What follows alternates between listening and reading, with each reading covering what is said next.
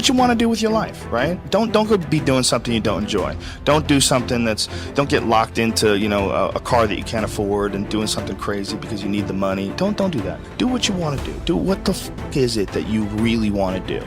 Because if someone else is doing it, you can do it, I mean, everybody makes their own path through this world, but a lot of people don't follow the path that they really feel pulled to.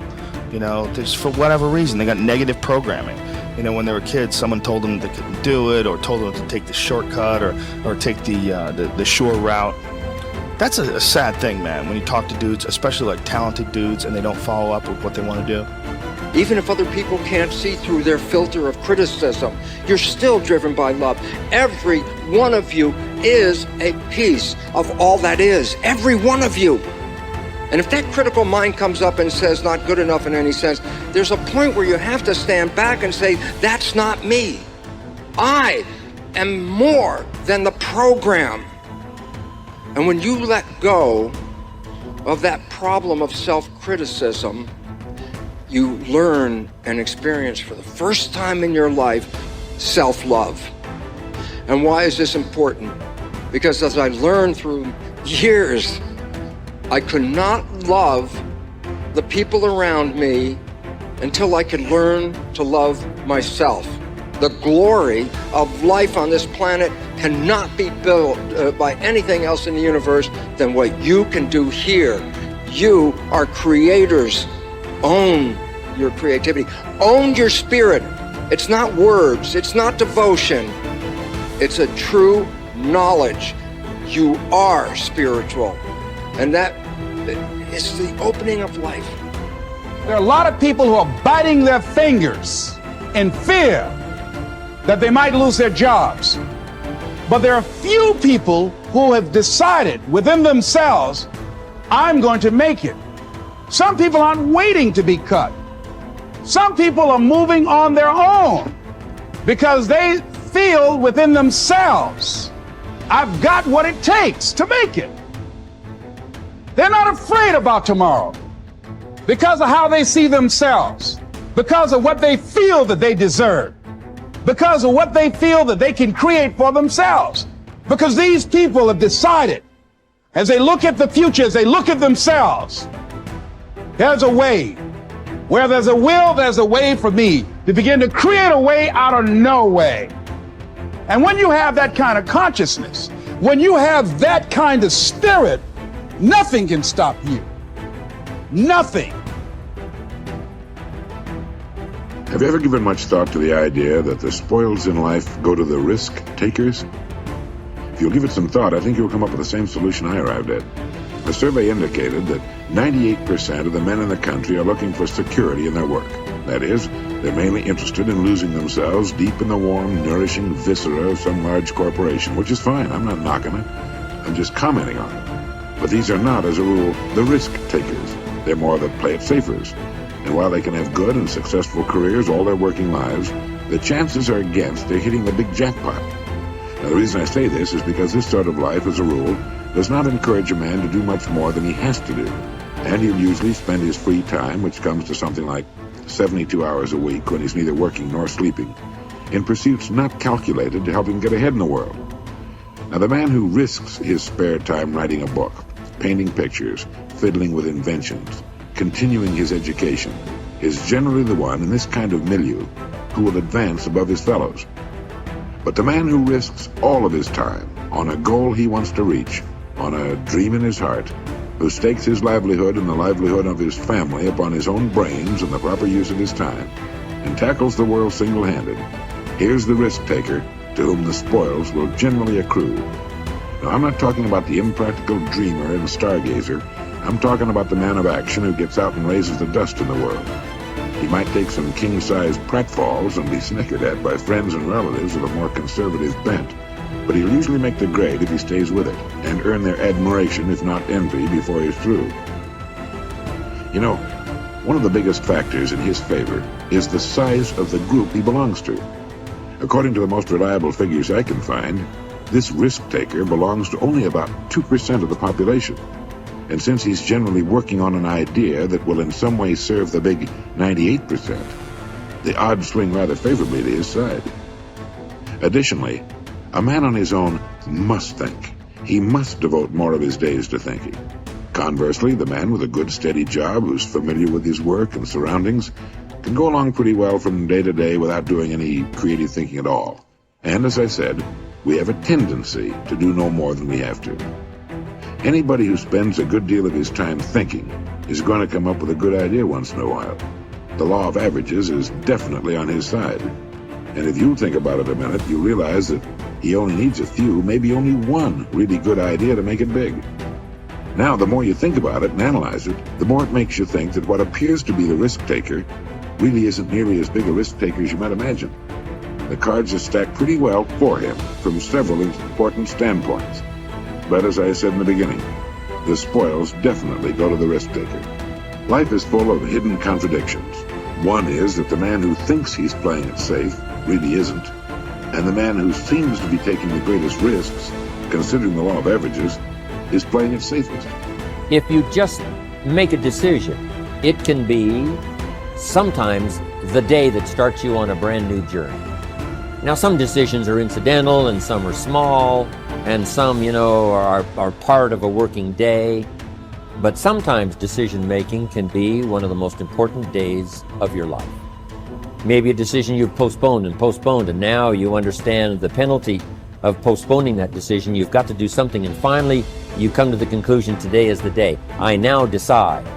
And whether you decide on a new direction, whether you decide on a refinement in philosophy, whether you decide to act when before you haven't acted, you decide on a series of things that you're going to do.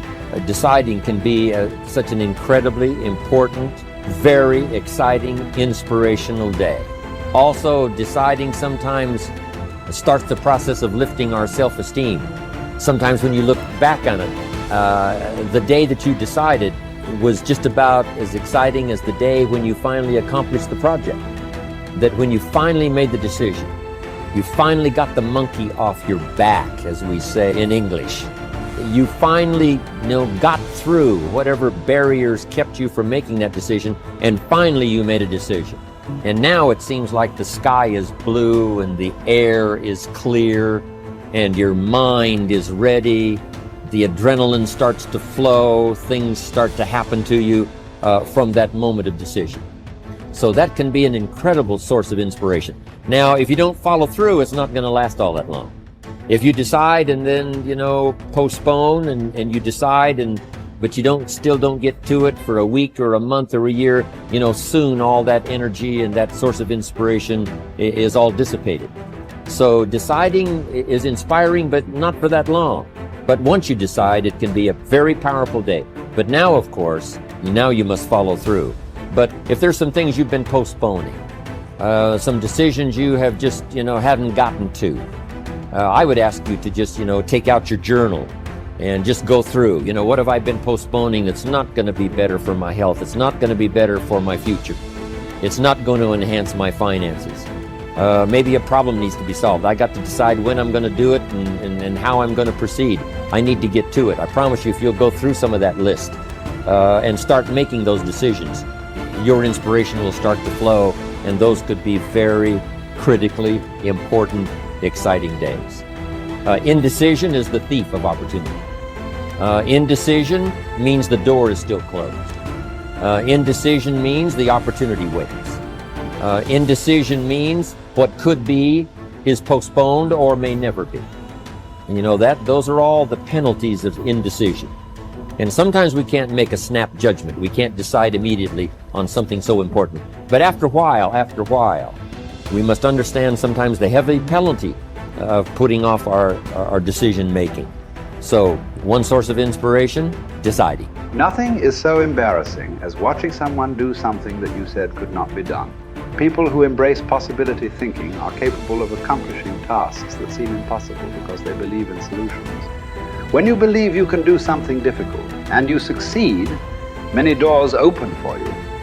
Big thinkers are specialists in creating positive, forward-looking, optimistic pictures in their own minds and in the minds of others. If you embrace possibility thinking, your dreams will go from molehill to mountain size, And because you believe in possibilities, you put yourself in position to achieve them. The winners in life think constantly in terms of I can, I will, and I am. Losers, on the other hand, concentrate their waking thoughts on what they should have done or what they don't do. If you believe you can't do something, then it doesn't matter how hard you try, because you've already lost. If you believe you can do something, you have already won much of the battle.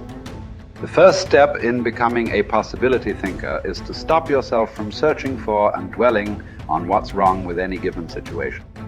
Sports psychologist Bob Rotella recounts, I tell people, if you don't want to get into positive thinking, that's okay. Just eliminate all the negative thoughts from your mind. Whatever's left will be fine. If possibility thinking is new to you, you're going to have to give yourself a lot of coaching to eliminate some of the negative self-talk you may hear in your head. When you automatically start listing all the things that can go wrong or all the reasons something can't be done, stop yourself and say, don't go there. Then ask what's right about this. That will help to get you started. And if negativity is a really big problem for you and pessimistic things come out of your mouth before you've even thought them through, you may need to enlist the aid of a friend or family member to alert you every time you utter negative ideas. One of the best ways to cultivate a possibility mindset is to prompt yourself to dream one size bigger than you normally do. Let's face it, most people dream too small.